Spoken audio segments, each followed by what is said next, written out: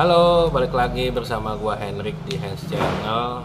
Eh, Kali ini kita menceritakan dan melanjutkan tentang paranormal experience yang ketiga nih ya, bagian ketiga. Dan ini sih singkat aja dan juga sebagai penutupan. Semoga tidak lagi ada hal-hal seperti ini ke depannya. Oke. Tapi sebelum itu jangan lupa klik like, subscribe, dan komen serta share ke teman-teman kalian. Nah, jadi ceritanya pada minggu lalu sudah dilakukan pembersihan terhadap makhluk-makhluk yang gue sebutin itu ya. Dan rupanya ada banyak sekali makhluk yang ada di tempat ini. Kurang lebih ada 9, yaitu 6 anak kecil, 1 genderuwo, 1 encim-encim, terus ada juga yang ngesot ya, sama yang disiram air mandi kuburan. Berarti ada 10 lah, ada 10 hal ya. Nah, kita sebutnya si ibu-ibu aja ya, karena dia yang membersihkannya. Pada saat dia sampai di lokasi tempat ini, oh iya, sebelumnya mohon maaf banget gue nggak bisa shoot proses-prosesnya karena memang agak-agak ribet ya. Jadi setelah datang si ibu itu ke tempat ini, dia istilahnya gimana ya, mungkin negosiasi dengan makhluk itu. Dipanggil semua, disuruh berbaris, ditanya kenapa kalian ada di sini dan lain-lainnya. Dan ternyata kesimpulannya memang ada sengaja yang menyuruh untuk datang ke sini gitu. Gua nggak tahu tujuannya apa dan siapa.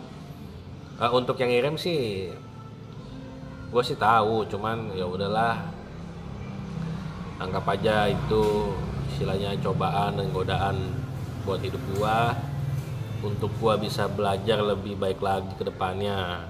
Nah, jadi semua makhluk itu ternyata disuruh untuk datang ke sini.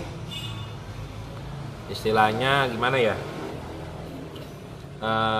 Disuruh cari makan di sini gitu. Padahal di sini nggak ada makanan untuk makhluk-makhluk gaib ya.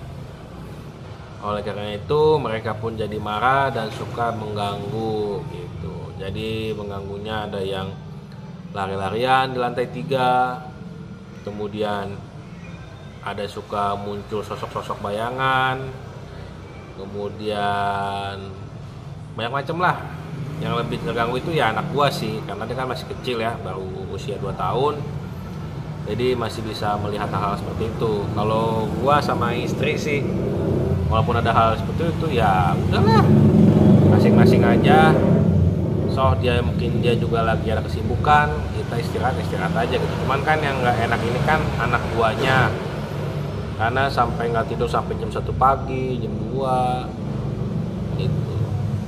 Nah, setelah ibu ini istilahnya negosiasi dan makhluk ini mau diajak pergi dan dibawa untuk ke istananya mereka, seperti itu ya.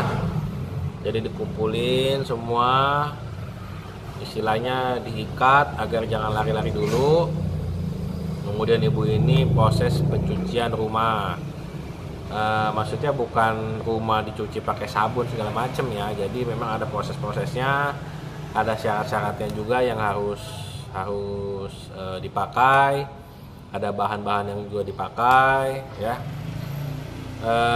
Tapi gue nggak bisa bilang itu apa aja, karena pada dasarnya setiap prosesnya itu, setiap bahannya itu, setiap rumah itu, setiap kendalanya itu beda-beda. Jadi nggak bisa patokan, itu tergantung dari kondisi kalian seperti itu. Nah, setelah dibersihkan dari lantai 3 ke 2 ke 1 sampai bawah, kemudian makhluknya juga dibawa. Nah, sebenarnya pada saat proses negosiasi itu ya, istri gua sempet agak-agak mual karena mungkin daya tarik makhluk itu sama manusia kan tabrakan atau gimana ya, jadi sempat ke mual, tapi ya udah lewat begitu aja. Setelah itu makhluk ini dibawa ke kerajaannya. Memang dalam perjalanan kata si ibu ini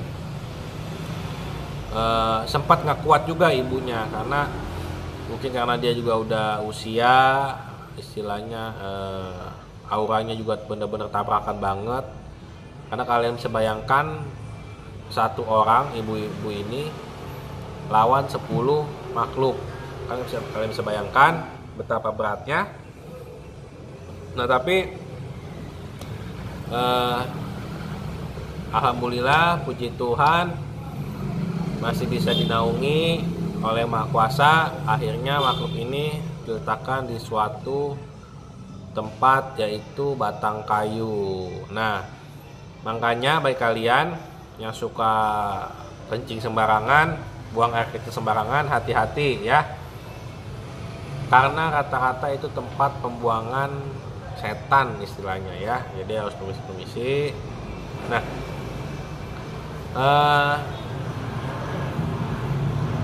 gue udah balik ke ruko lagi kurang lebih sekitar 2 harian, dan ya puji Tuhan udah nyaman sekarang tempatnya, nggak ada, maksudnya hawanya istilahnya tuh nggak panas lagi, kemudian tidak ada bayangan-bayangan yang muncul lagi, tidak ada firasat-firasat yang gak enak gitu. Nah satu hal lagi juga yang mau gue ceritakan, ini percaya nggak percaya sebenarnya ya, namun ada seseorang yang selalu menjaga gue gitu. Ini gue juga nggak tahu harus bilang apa, cuman ada seseorang yang selalu ada menjaga gue, dan itu dari pihak orang tua gue yang laki-laki. Nah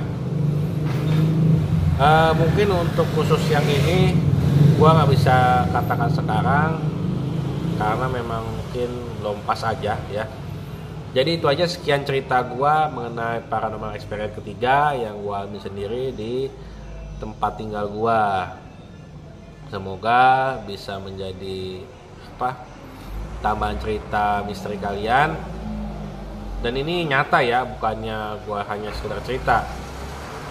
Karena sempat kemarin di Facebook itu ada yang sampai komen, oh ini buat naikin viewer ya, buat dapat AdSense ya, buat dapat ini itu ya. Enggak, ini memang murni cerita yang gue ceritakan dan gue alami di kehidupan gue gitu. Bukan untuk semata-mata untuk dapat view, dapat AdSense, dapat uang. Enggak, gue cuma mau bagikan aja pengalaman hidup gue.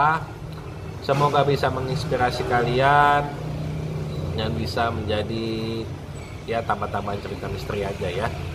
Oke, sampai di sini dulu. Jangan lupa klik like, subscribe, dan komen, serta share ke teman-teman kalian. Nyalakan lonceng notifikasinya, dan boleh main-main ke Instagramnya gua, ke Instagramnya istri gua, dan ke Instagramnya anak gua ya. Oke, sampai di sini dulu, sampai jumpa, dadah.